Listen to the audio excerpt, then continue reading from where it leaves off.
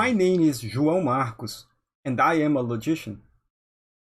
I have worked on several topics related to the theory of consequence and to non-classical logics.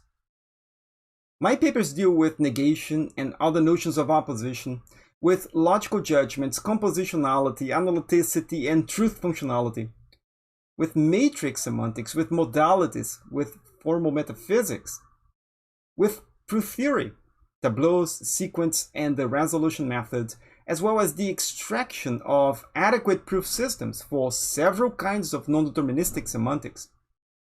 With a combination of logics, with proof assistance, with universal algebra, with algebraic logic, and with the teaching of logic.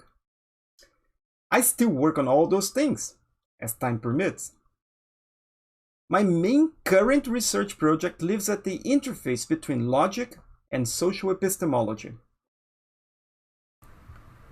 To give a fair idea of how I got acquainted with the work of Carolina Blasio, and to explain which are the features of her work that I consider to be the most salient, I cannot avoid talking about our story together.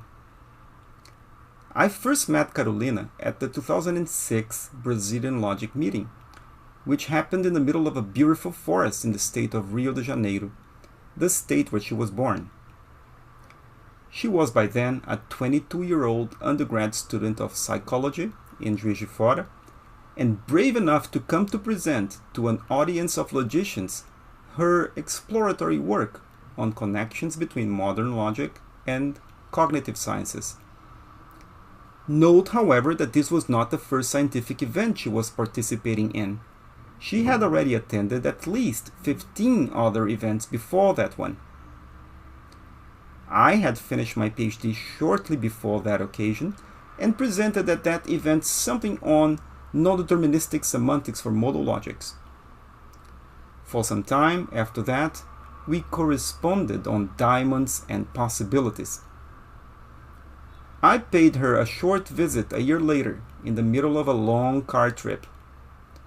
With her and her mother along, we visited the Madness Museum in Barbacena and the ranch where Santos Dumont was born, now the Cabangu Museum. I took her a vase with a flower, which her dog ate shortly after that. She had finished her BA in psychology, did some field work, and was now at once doing her MA on the scientific study of religion. The topic was the ontology of time in Heidegger and St. Augustinis, and doing a second BA, this time in philosophy. Fast forward, and in the 2008 Brazilian Logic meeting, she was presenting another work on the philosophy of mind. And the year after that, she defended her MA and got a fellowship to spend some time in Germany. As I was then on a sabbatical leave in Austria, at some point we had this brilliant idea. Why don't we meet? And we did. She was very lost about the next step to take. Carolina was still very interested in understanding whether it made sense to say that objects had temporal parts, one for each moment at which it is located. She was flirting with the so-called four-dimensionalism, of course. I vividly remember her enthusiasm in talking about the sheep of Theseus and about how objects could persist through time. She was interested in the physics of it. She wanted to understand the logic of endurance. She wanted to crack the code concerning how we do, how we should, or how we ought to reason about time. I secretly hoped that she would choose the path of logic to explore the issue, even if I felt I could not, or should not, as by 2010 we had decided to share our lives, help her treading that road. By 2011 then, she had started her PhD in Campinas, and I had started complaining that she had to spend so much time so far away from Natal. A doctorate is a very challenging enterprise. I could see that Carolina, on the way to becoming a logician, was intensely living through things which I myself had barely survived to a few years before.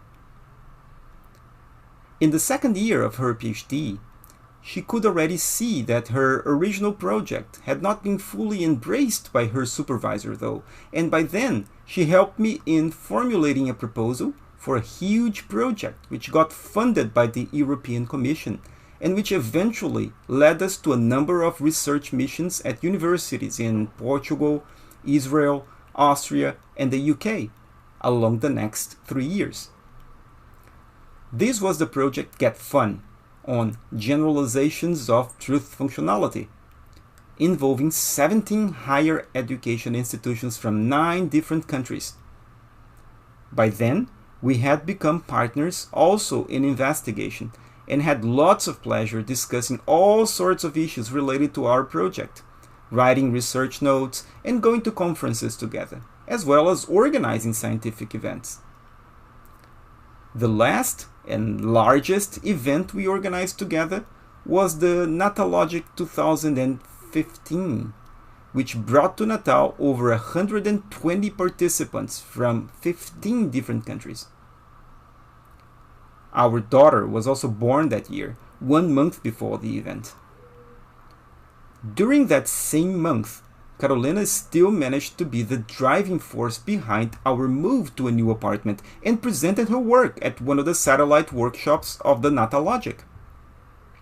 It was an investigation on the notion of information in logics based on Dan Belknap's four-valued bilattice, and it evolved into a paper that was published in the journal Manuscrito not long after that.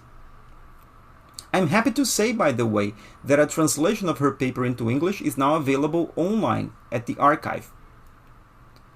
This work was the seed of her PhD, which she successfully defended in 2017, 1 day before the accident that took her life. And the seed also of several projects she unfortunately did not have the time to pursue.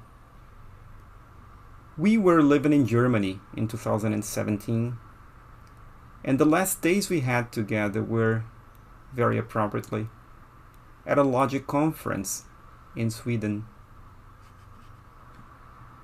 A good deal of my research nowadays is proof that Carolina's own work endures, and I have no doubt about that will persist through time. She posthumously published with me and Carlos Caleiro a study on how the received notion of theory, presupposed by formal sciences, ought to be modified in order to accommodate at once both assertions and denials, both axioms and anti-axioms, both tautologies and ontologies. Shortly before that, we had published a single full paper as co-authors, together with Heinrich Wansing, a paper on generalizations of the Tarskian notion of consequence, particularly for a two-dimensional logical framework based on cognitive attitudes rather than truth values.